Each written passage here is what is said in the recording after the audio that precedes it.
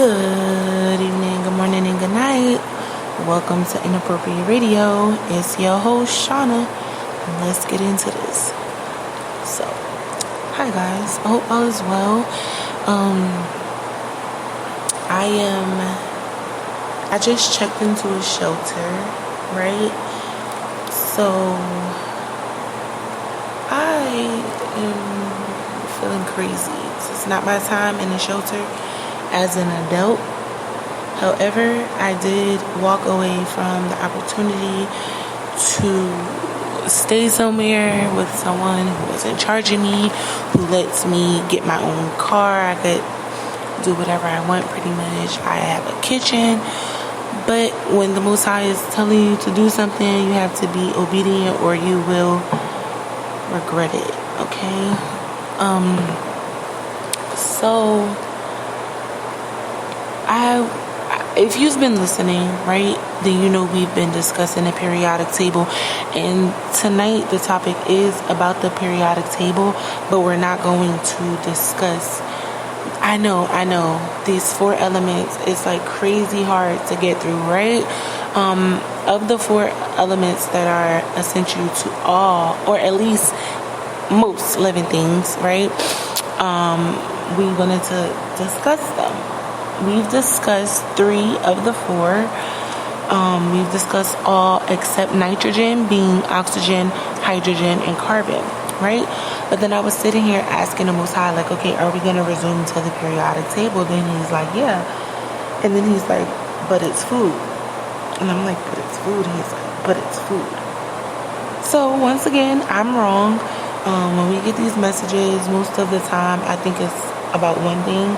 But then when I'm set to record or just have other things transpire, I'm immediately or almost immediately reminded or informed of what the actual message is pertaining to.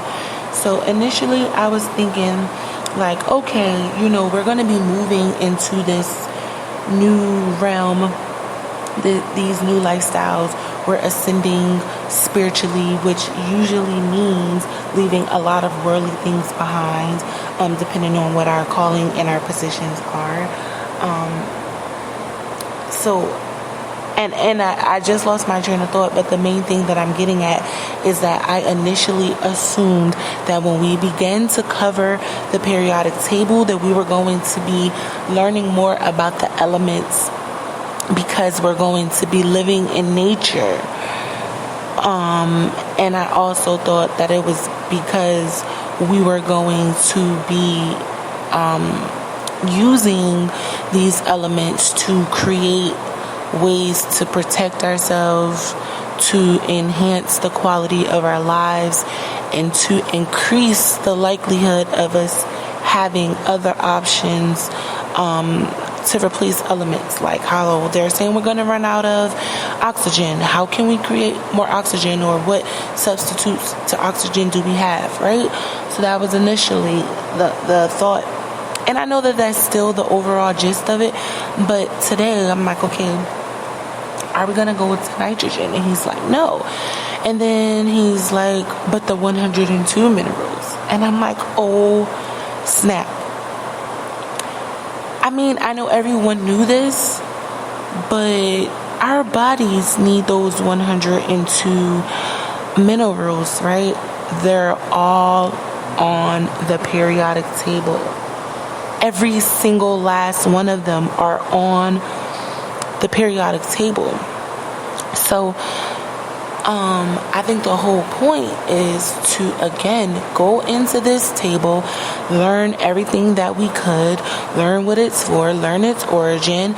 We don't have to be like physicists or chemists or biologists, right? But we're students of life, all of us, in our own right. And it's really important for us to have a good understanding of what makes everything function, everything connected to us, everything in our environments. And I don't think it's a bad thing to know what we're made of, literally, right? everyone is pretty much knowing what like sea moss is these days, right? So if you don't know, of the 102 minerals that your body needs, sea moss has, I believe, is it 92 or 96 or something like that? Don't quote me on that number, but sea moss is basically the seaweed from the ocean, and it is soaked in water, and the minerals that are in it obviously is being extracted, and these are essential minerals that are required for you to have a great quality of life, right? These are the minerals that your body needs to function. So like zinc, phosphorus, calcium. Let me look, because I'm not even gonna lie, like I know all of them, but iodine, sulfur, copper, fluoride, manganese, selenium, right? So, and each of them have their own thing.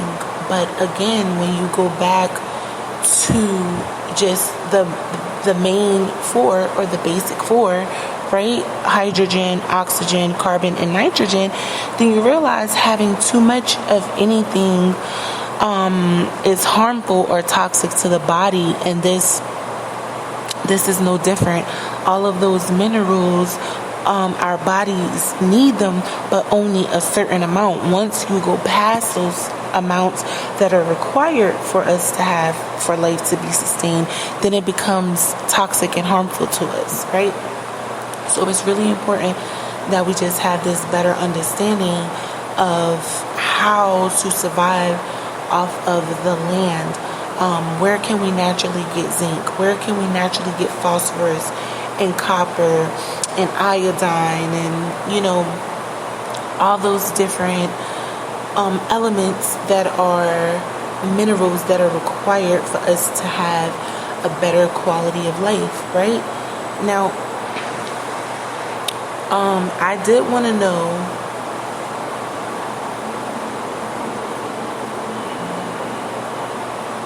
I'm sorry, because I was reading something. I did want to know, do we need these minerals? And yes, we do. Your body will start to break down without the minerals that are required. You'll start having a lot of deficiencies, and those deficiencies will lead to life-threatening conditions because the minerals are connected to your immunity. Okay, so this further supports, the overall idea that the land and us are connected. Okay, we are connected to the land. Now, animals are kind of different. They need sodium, chloride, calcium, phosphorus, sulfur, potassium, magnesium, manganese, iron, copper, zinc, selenium, right? So they also need the minerals, but not the 92 that we need. Okay? So it's important for us to really start taking this thing a little more serious. Remember, phosphorus, potassium, calcium, magnesium, sulfur, iron, and zinc, and copper are the other elements, and there are the main four ones are phosphorus, potassium, calcium, and magnesium, also sulfur. So those are also required for life. So even without going into the 8 elements that are required, when you go over to the minerals, and we're going to discuss them, I'm not sure if you guys have been following, but if you have, then you are aware that we did discuss going into each of the elements in a little bit more detail and learning which of the elements are compatible with the others. There are tons of different information online and books. You can ask elders. If you were to ask people from other countries who live off the land and they don't eat processed foods, you will actually see the difference in the overall lifestyle, meaning the thinking, the behavior, how they function in their own societies. And just look at the environments where there's a bunch of chemicals being served, like a bunch of sugar and just anything that alludes to a poor lifestyle. Okay? Now, the most important piece to all of this is learning about what your body needs, right? Because we do, as humans and animals, right? 96% of living things in this room, we absolutely positively need these minerals, but some of us are already deficient or lacking in a lot of these minerals already. So this is where you start to have to do your own research to not only learn how to teach others how to survive off the land and what's essential, but also what do you as an individual need for your own survival. Okay? Because that's like the most important piece of all of this. Okay? I know like anemia, it's a lot of different ones, like decreased immune systems, if you have weak bones, if you're fatigued.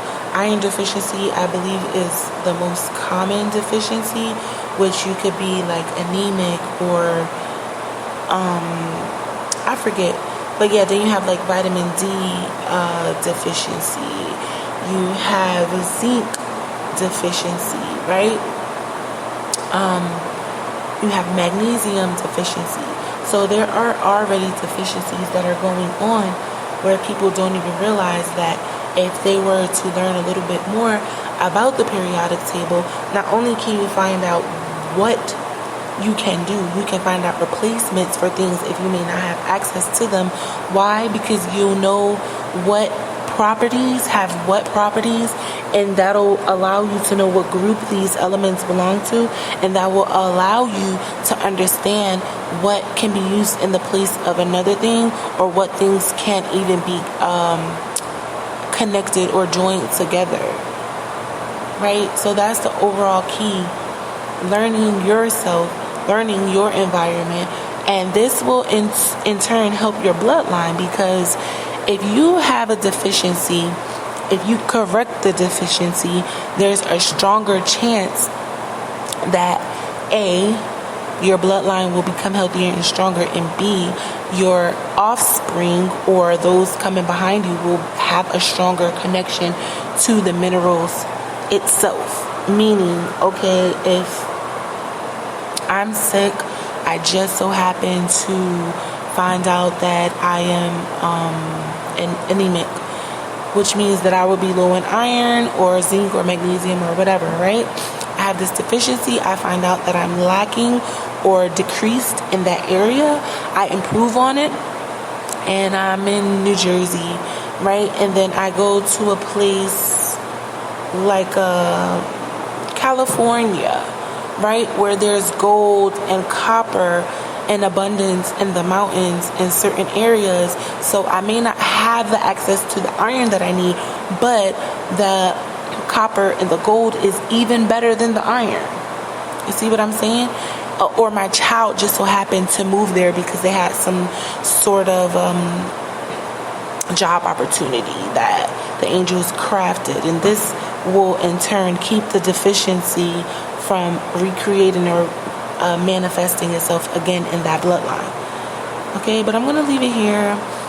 I do love y'all. I hope all is well. I hope y'all are drinking y'all water And I cannot wait until I move into my place so we can start recording and I can really share this journey with y'all.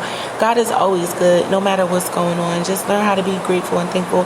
Say your prayers, drink your water, get your rest, mind your business. All right, just sip your tea and don't be judgmental. All right, I love y'all.